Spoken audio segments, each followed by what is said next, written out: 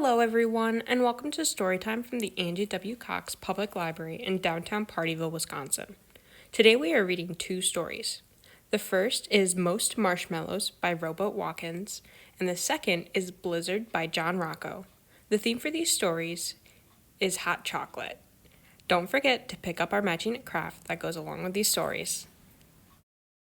And first, we have Most Marshmallows by Rowboat Watkins.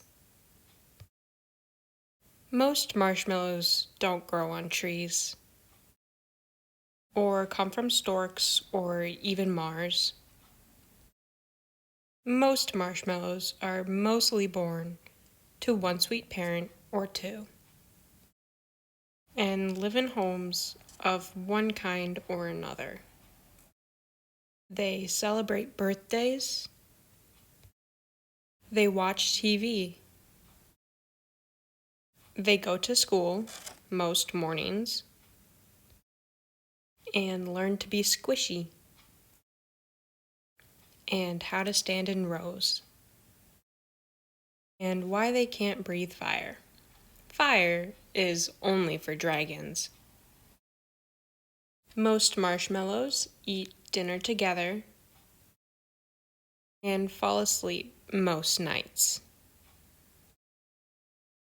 to dream about nothing. But some marshmallows somehow secretly know that all marshmallows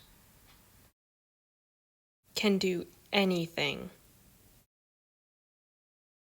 or be anything they dare to imagine.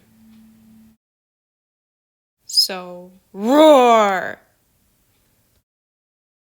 Our second book today is Blizzard by John Rocco. The first flake fell right before recess. It was followed by many, many more. The wind whipped up and school closed early. By the time my sister and I got home, the snow was already over our boots. The snow continued to fall through the night, and I thought it would never stop. The next morning, the snowdrifts were so high we couldn't open our front door, so we went out the window instead. We laughed as we sank deep into the frozen powder, but walking was hard. It was like trying to move through white quicksand. Every few steps, I had to stop and rest. It was even too deep for our sled. When we went back inside, we were cold, wet, and tired.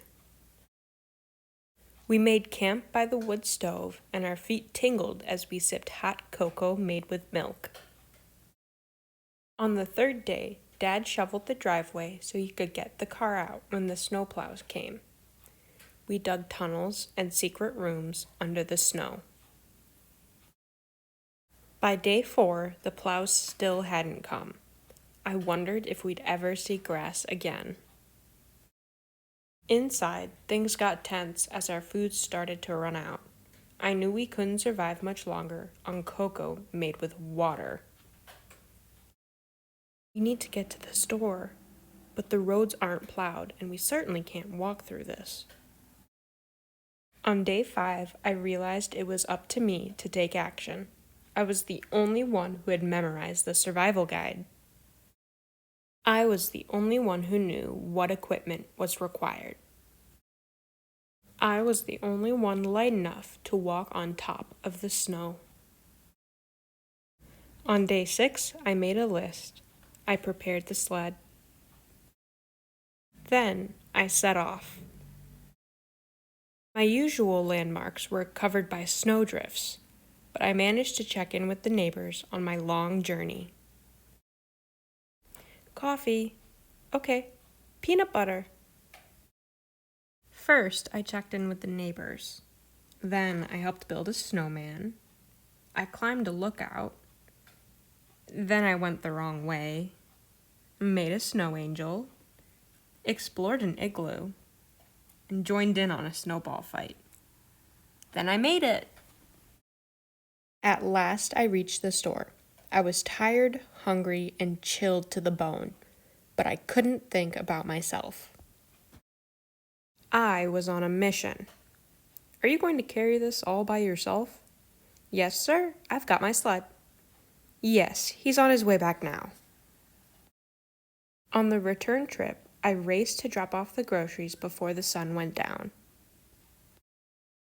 Grateful smiles and cheers gave me the energy I needed to make it back home.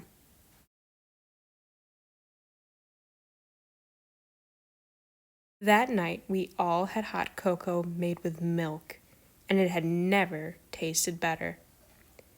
But there was something else we still needed. Snowplows! It looked as though we would see civilization again after all.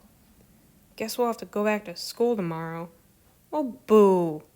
Thank heaven, I was going stir crazy. We had survived the blizzard. Thank you again for joining us for this installment of the Angie W. Cox Story Time. Once again, don't forget to stop into the library to pick up the matching craft to go along with these stories.